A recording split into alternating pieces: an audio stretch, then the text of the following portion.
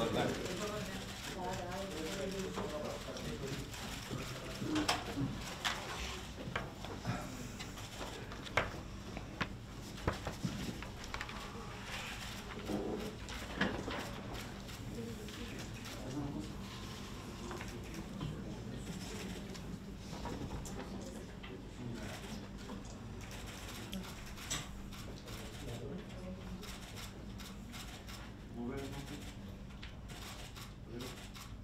Почитувани новинари, ви благодариме што дојдовте на прес-конференцијата која ќе организира Јавното обвинителство на Република Македонија. Денеска ќе имате можност да слушнете изјави од Илна Русковска, основниот јавен обвинител на Основното јавно обвинителство за гонење на организиран криминал и корупција, од Јавниот обвинител на Република Македонија, господинот Љубомир Јовевски. Со нас денеска е и јавниот обвинител од Јавното обвинителство на Република Македонија, господинот Бодан Лазаревски, кој воедно е назначен координатор за односите со јавноста во јавните обвинителства. Господин обвинител, повелете, обратете се на новинари. Добар ден на сите, ви благодарам на тоа што се одзвавте на нашата покана на оваа пресконференција. Да Јавното обвинителство на Република Македонија уште при поднесувањето на обвинението за настаните во Собранието на Република Македонија истакна дека со тоа не е затворено овој случај, дека и понатаму работи во делот на утврдувањето на одговорноста на други лица мешани во кривично-правниот настан и по опсежна предистражна постапка и преземени повеќе действија дојде до основано сомнение за организаторите и нарачителите на овај настан и сега врз основа на тие обезбедени докази обвинителството спроведува истрага. Во делот за конкретните настани обвинителот кој постапува по овој предмет и кој раководи со основното обвинителство за гонење на кривични дела од организираниот криминал и корупцијата, ќе ви каже подетно. Повелете обвинителка.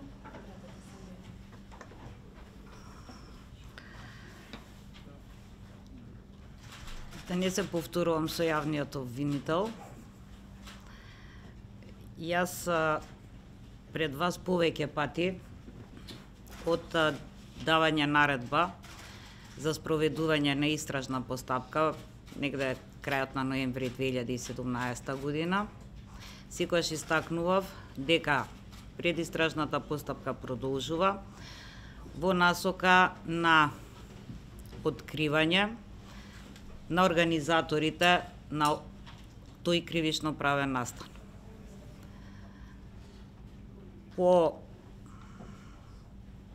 доста опсежна предистражна постапка, вчера се донесе наредба за спроведување истражна постапка и против организаторите. Ако имате некои прашања, подготвена сум. Не ли сметате дека е пропуст што можеби прво ги санкционира условно речено ги гоните кривично извршителите, а дури неколку месеци подоцна организаторите на тој настан, имајќи предвид фактот дека еден од осомничените сега е во бегство, а имаше можност, дури беше во Македонија реално да биде повикан и да одговара за тоа што го направи. Не е пропуст тоа на обвинителството.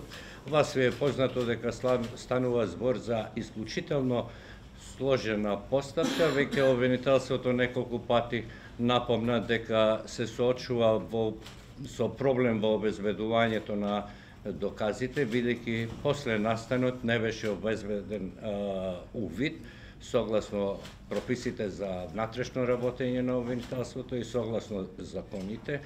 И ние повторно ќе потенцирам, знаевме дека предметот не е затворен со поднесувањето на обвиненијата. За определено документирање на доказите ни беше потребно значително време, пред се времето беше потребно во делот на вештачењето на одредени телефони и нивната содржина или содржината на записи. Повеле. Во делот на истрагата и предистрагата поврзана со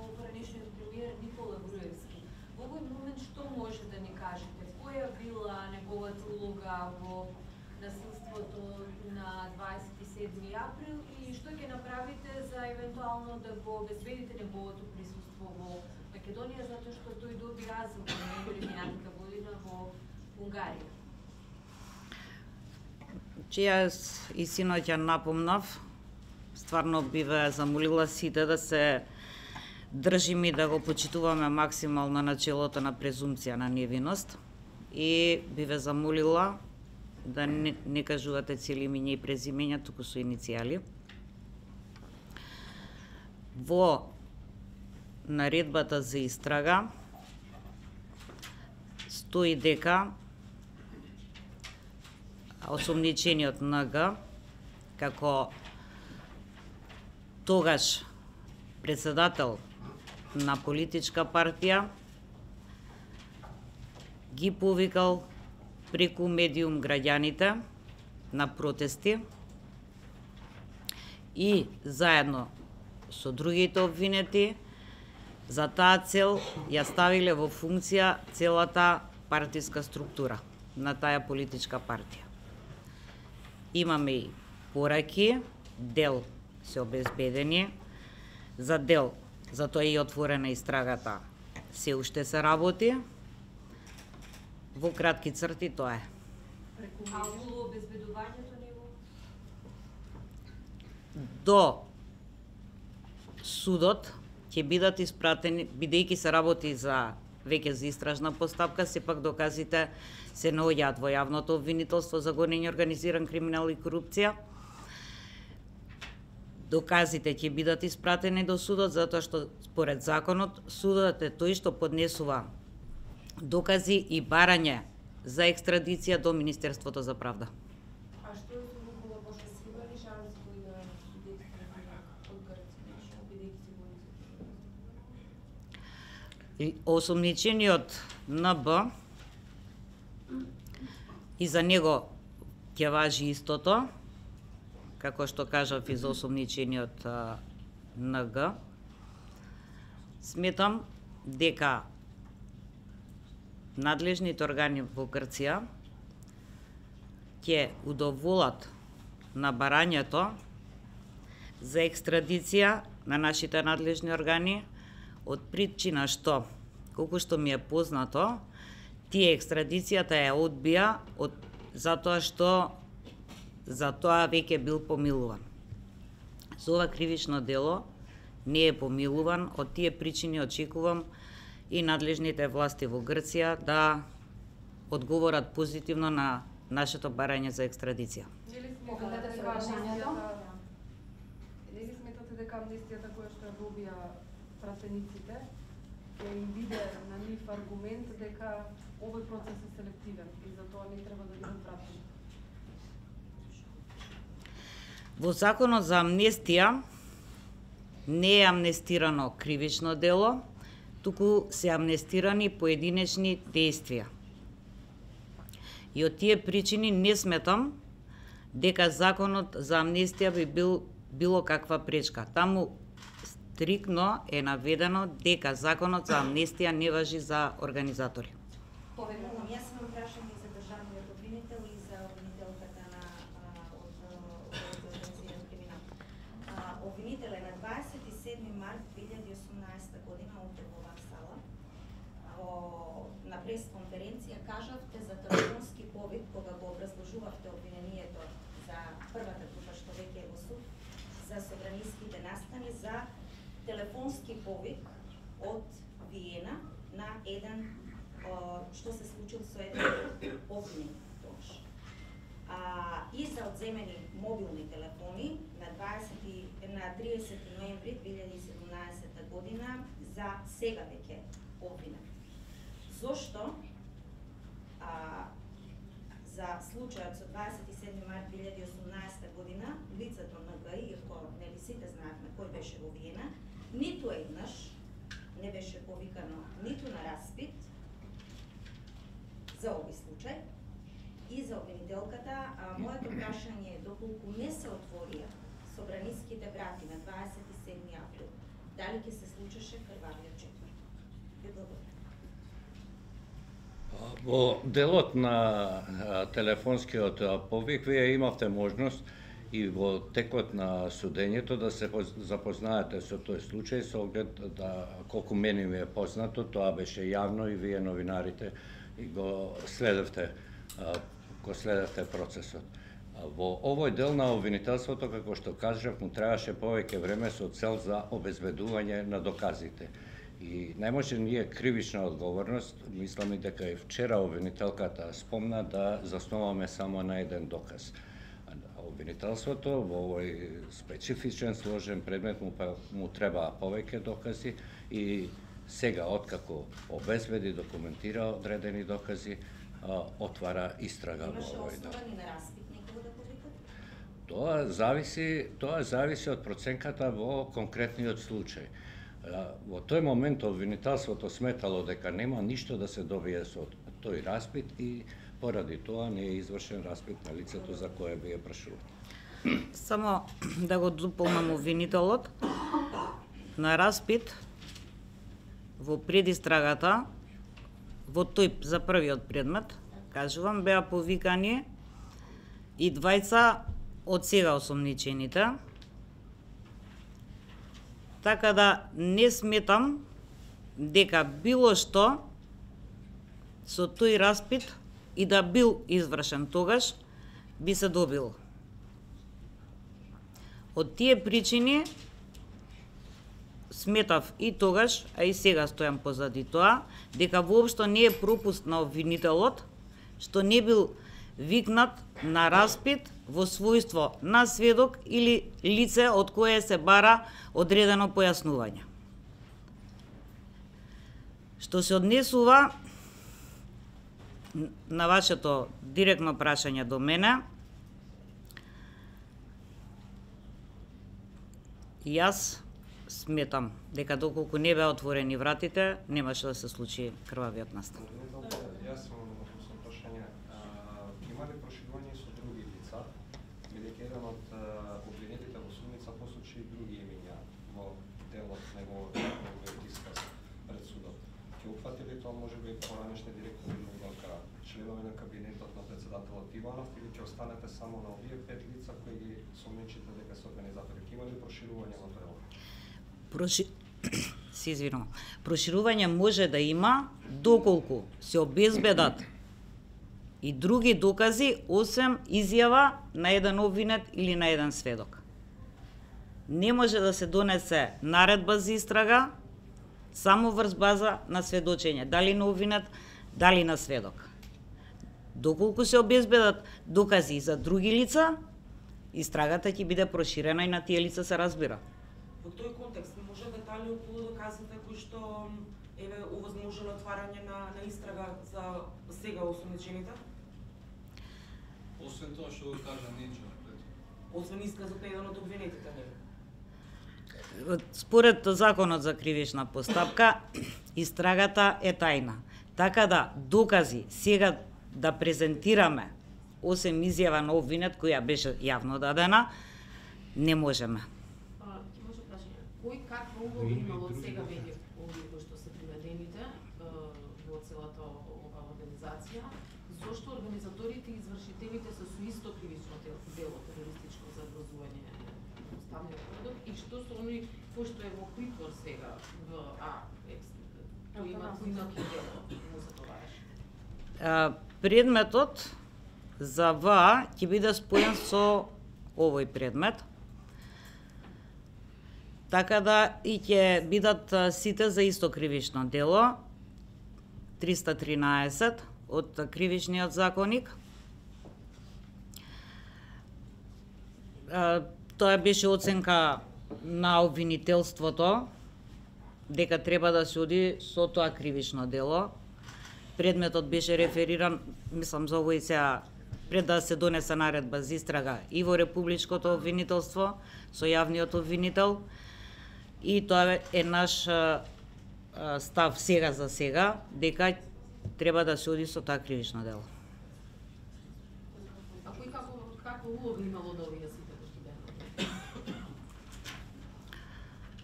А со тоа малку можеби би ја загрозиле постапката што се води во делот на улога, конкретната улога на сторителите на кривичното дело. во овој момент, ако обелодениме повеќе податоци, може да ја загрозиме истрагата. Добро, ма го спомнавте само Груевски, дека... Не, ние не спомнавме никого по име. Знаеме за кого зборите. Еден беше премиер и лидер на партија. Преку медиум дека повикал само тоа го имате во моментот? Точно на повикал повик? Тоа дека заедно со уште 20 обвинети, само осомничени во предметов, ви кажав, ја ставиле на располагање целата партиска структура и материјални средства, дека за цело време течела координација помеѓу нив и градските, местните, општинските комитети и изборните единици, каде се давале насоки и повикувало членството на масовни протести, а исто така и критичниот ден за влегување, масовност и влегување внатре во собранието. Користите ли примерки во... Не, нема. Дали имаме други Може прашања? само опис спомнавте, тој заедно со уште 20 осомничени од скупно 5 мина. На кого се мисли од тие 20 осомничени? Заедно ја правеле? На СР и МЈ.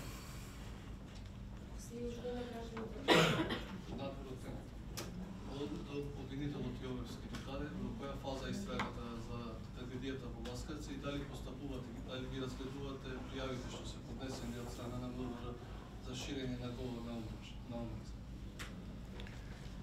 Веќе обвинителството имаше неколку соопштенија во однос на сообраќајната незгода и трагедијата во Ласкарци. Преземени се повеќе мерки, во моментов се вршат вештачења во делот на тој предмет и откога обвинителството ќе ги обезбеди овие докази, а во исто време, како што беше соопштено, веќе се повикуваат и сведоци во делот на незгодата, ќе може поконкретно да соопшти во делот на причините на незгодата, евентуалната кривична одговорност на сторителот или сторителите на кривичното дело. Во овој момент се уште не може, обвинителството нема такви податоци да излезе со тоа која има одговорноста во врска со конкретната сообраќање незгода. Дали ги дособравте сите потребни материјали,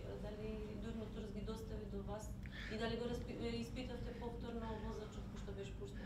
Дел од материјалите што ги побара обвинителството се обезбедени од превозникот Дурмотурс, дел треба дополнително да се обезбедат.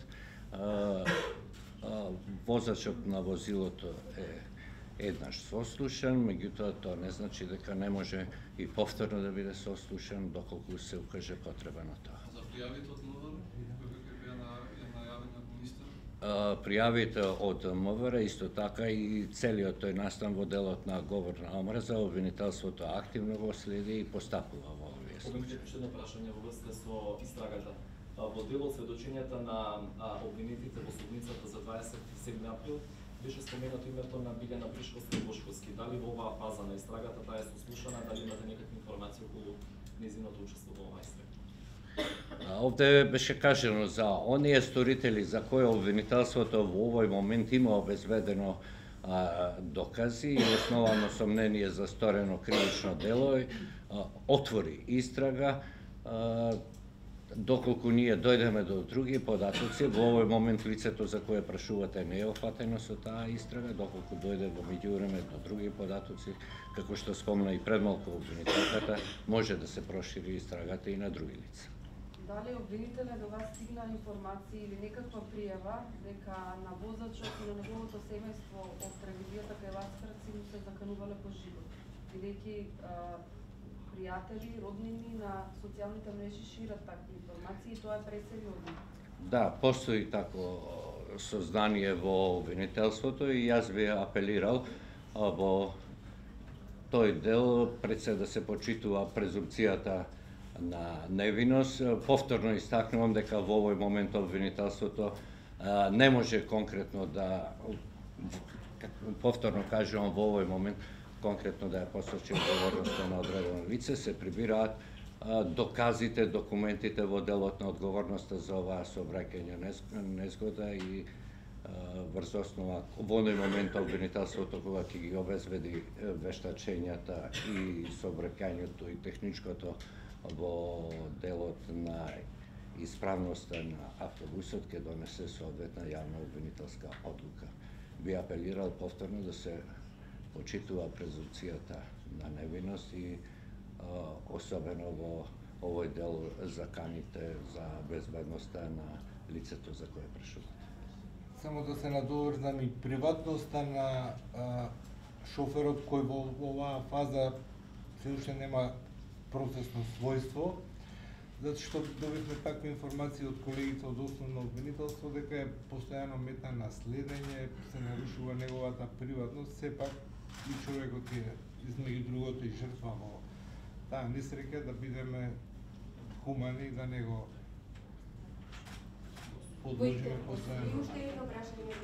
Да, во интерес на времето, со оглед на времето кое што има на разполагање и на почитуваните обвинители, уште две прашања и сите останати прашања кои би ги имале за било кое предмет и било кој интерес, секако и натаму ги стоиме на располагање ние од пресслужбата и надлежните обвинители. Повелете. Обвинители, сакам да прашам зошто немаше одговорност за обвинителите кои не извршиле на 27 и вие комплицира, да речем, Не разбрав одговорност за обвинителите имаше. Мислам дека е познато дека се водеше дисциплинска постапка за нив, донесена првостепена одлука, течат роковите, јас колку знам за евентуална жалба.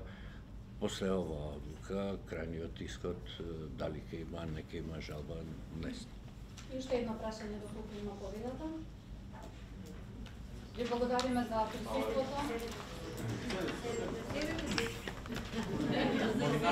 Новинарите да се